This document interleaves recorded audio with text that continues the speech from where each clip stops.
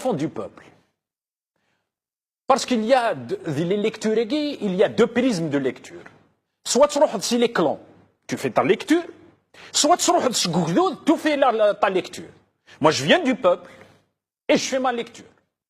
Ce peuple qui est menacé à 95% à la paupérisation. Ce peuple, aujourd'hui, qu'on veut introduire, malgré lui, dans la cocaïne, c'est-à-dire par la clochardisation. Ce peuple auquel on a spolié plus de 1000 milliards.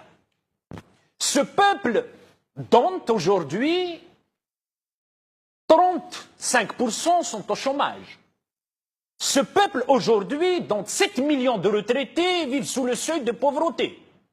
Ce peuple aujourd'hui dont 20 millions de personnes vivent sous le seuil de pauvreté. Voici moi ce qui m'intéresse. Et ce n'est pas tant les 2%, 2000 familles qui détiennent 80% des richesses nationales. Cela, dont d'ailleurs, je pose une autre question, comme tout à l'heure j'en avais posé une à Gaïd Salah, me semble-t-il. Je pose une autre question par l'intermédiaire de cette tribune à l'Hamel. Monsieur le Hamel, et ça je le dis, vous savez, la dignité et l'honneur ne s'achètent pas comme on achète une baguette. La dignité et l'honneur ne s'achètent pas comme on achète du bédou, c'est-à-dire il kiffe.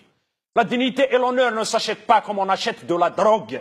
La dignité et l'honneur ne se font pas aussi, ne se construisent pas par des menaces, en disant on va exhiber des dossiers. De l'autre côté, non pas en jouant de lutte clanique, mais en restituant ce pays à ses enfants. C'est en disant voici ce que nous avons fait. Et cette question, c'est quoi? Que se passe-t-il dans la ville d'Oran, monsieur Le Hamel? Est-il vrai? Vous avez la même mise sur les restaurants, les affaires et combien de jeunes dans cette ville qui sont au chômage? Quand j'entends Zouk, le Wali d'Alger, dire il ne faut pas que notre jeunesse parte à l'étranger, j'ai répondu sur les réseaux sociaux en lui disant non seulement donnez-moi les moyens de vos enfants, je reviens au pays, mais où sont ces enfants? Et les enfants de cette nomenclature et les enfants du régime. Ce qui nous intéresse aujourd'hui, il est vrai que ça c'est une déclaration de guerre contre le pays, contre la patrie et contre le peuple. Mais dans tout ça, que gagnera le peuple de ces luttes claniques? Dans les années 90, pour défaire un président, pour influencer sur le cours des événements, qu'est-ce qu'il faisait? Il tuait des civils. Raïs, c'est le régime qui l'a fait. Ben Talha, c'est le régime qui l'a fait. Matoub Younes, c'est le régime qui l'a fait. Boussbsi, c'est le régime qui l'a fait. Djaoud, c'est le régime qui l'a fait. Et qui d'autre? Chani, c'est le régime qui l'a fait. N'ayons pas peur. N'ayons pas peur. Nous aimons la vie. Pas comme ceux qui disent nous voulons la mort. Nous, nous aimons la vie. nous voulons bâtir cette vie. Mais notre vie est différente de la leur. Et venir devant des caméras de télé, dire quoi?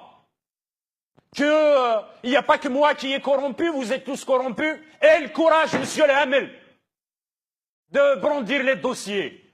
Et le courage, monsieur le Gaïd Salah, d'y aller au bout de votre idée. Et le courage, monsieur Bouteflika, si vous êtes capable. Le courage ne s'achète pas comme un journal, ne s'achète pas comme une baguette, le courage.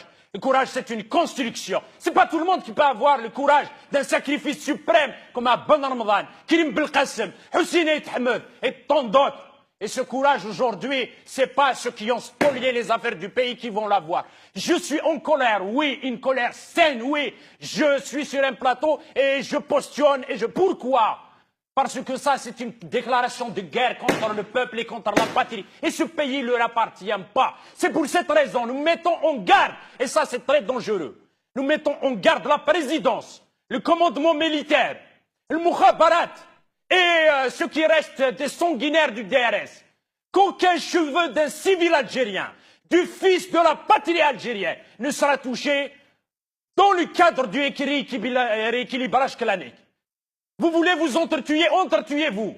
Mais le peuple n'a rien à voir dans ces histoires. Ce n'est pas le peuple qui profite des appartements que vous avez dans les plus grandes capitales, aux Champs-Élysées, à New York et dans d'autres capitales. C'est pas le peuple qui profite de ça. Le peuple, il vit la misère. Et en plus de ça, les médecins, les enseignants et toutes les corporations, sans pour autant faire dans le corporatisme, souhaitant qu'un jour, il y aura la convergence de lutte. Quand ils sortent dans la rue, on leur sort la police ou la gendarmerie ou l'armée pour les tabasser. Voici ce qui se passe dans le pays. Et aujourd'hui, le peuple, il dit une chose. Il y en a marre